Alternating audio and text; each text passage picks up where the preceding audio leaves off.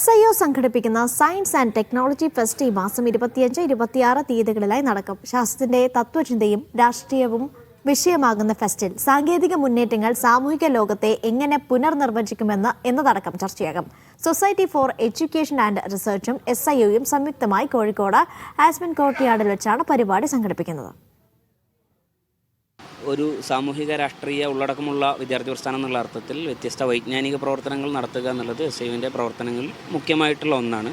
ഇതിന് ഭാഗമായിട്ട് ഈ തവണ നമ്മൾ ഒരു സയൻസ് ആൻഡ് ടെക്നോളജി കോൺഫറൻസ് ഉഫുക്ക് എന്ന പേരിൽ ജനുവരി 25-26 ഞായർ തിങ്കൾ ദിവസങ്ങളിലായിട്ട് കോഴിക്കോട് ബീച്ചിലെ ആസ്പിൻ കോർട്ട്യാർഡിൽ വെച്ച് സംഘടിപ്പിക്കുകയാണ്.